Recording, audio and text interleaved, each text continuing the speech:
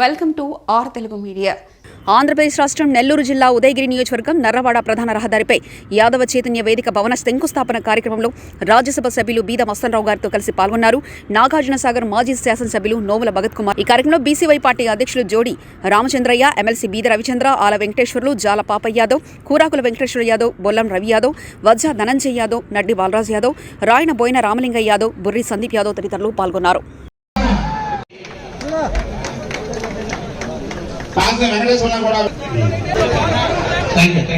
పెద్దలందరూ కూడా పక్కకు రావాల్సిందిగా మన పెద్దలు మన తాలూకా కొన్నిపోయిన చంద్రబాబు యాదవ్ గారిని కూడా వేదిక మీదకి రావాల్సిందిగా మనవి మీకు అభినందనలు తెలియజేస్తున్నాం సార్. అదేవిధంగా గౌరవనీయులు పెద్దలు మనం తిరుమల తిరుపతి దేవస్థానానికి తిరుమల సన్నిధికి పోయినప్పుడు వెంకటేశ్వర స్వామిని దర్శనం చేసుకుంటాం. కానీ నాన్నగారు నోముల నరసింహయ్య గారు మీ అందరికి ఎక్కువ శాతం సుపరిచితులు. ఆయన తదనంతరం బై ఎలక్షన్లో నాకు అవకాశం ఇచ్చి నన్ను అక్కడ ఎమ్మెల్యేగా నా నాగార్జున సాగర్ నియోజకవర్గం ప్రజలు గెలిపించిన తర్వాత ఖచ్చితంగా కుటుంబాన్ని మన యాదవ కుటుంబానికి కూడా ఖచ్చితంగా ఎక్కడ అవకాశం వచ్చినా కానీ మాట్లాడాలి, వాళ్ళందరినీ చైతన్యపరిచే విధంగా నాకున్న అనుభూతులు ఖచ్చితంగా పంచుకోవాలని చెప్పేసి అన్న శ్యామ్ ప్రసాద్ గారు పిలవగానే ఖచ్చితంగా వస్తారని చెప్పేసి చెప్పడం జరిగింది.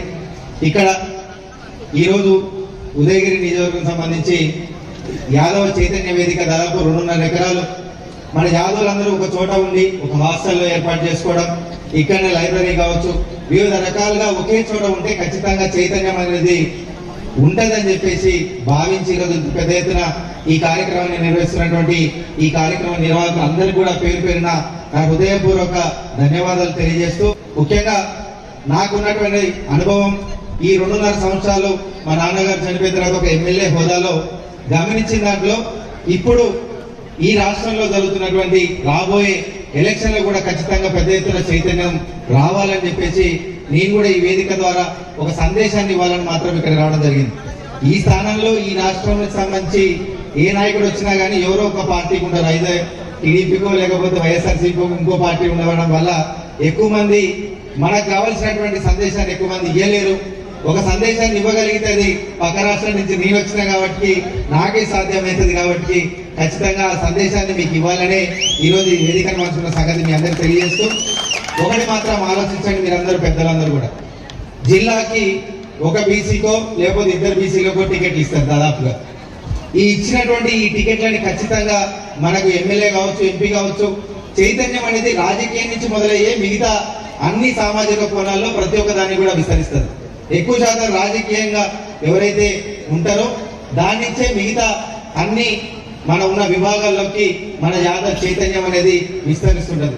అందుకే రాజకీయంగా ఎక్కడ పార్టీలకు అతీతంగా ప్రతి ఒక్కరు కూడా ఎక్కడ మన యాదవ జాతి కావచ్చు, ఏ బలహీన వర్గాలకు సంబంధించి మన వాళ్ళు ఉన్నా కానీ కలిసికట్టుగా మీరందరూ నిలబడగలిగి మన యాదవ జాతిని ముందుంచగలిగితేనే తప్పకుండా ఈ చైతన్యానికి నాంది పలకొచ్చు.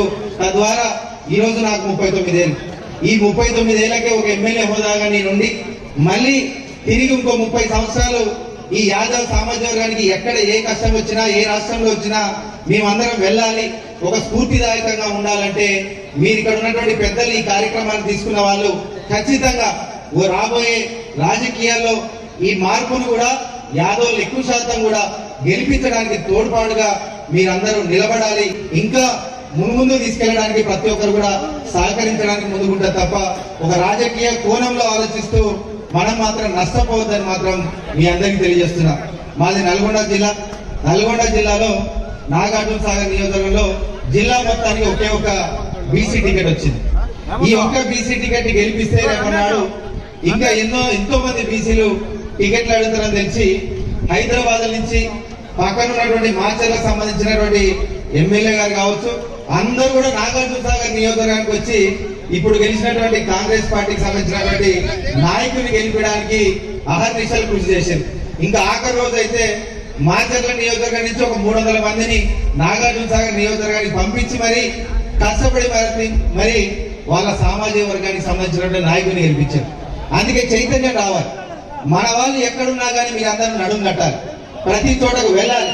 ఖచ్చితంగా మన నాయకుడు ఎక్కడ పోటీ చేసినా గానీ, ఏ పార్టీ వాళ్ళు వాళ్ళకు టికెట్ ఇచ్చినా గానీ, మీరందరూ నడుము బిగించి ముందుకెళ్ళి ప్రతి ఒక్కరిని గెలిపించినప్పుడే ఈ చైతన్యం అనేది ఒక రాజకీయ వేదిక నుంచి మిగతా విభాగాలన్నింటిలోకి వెళ్తుంది.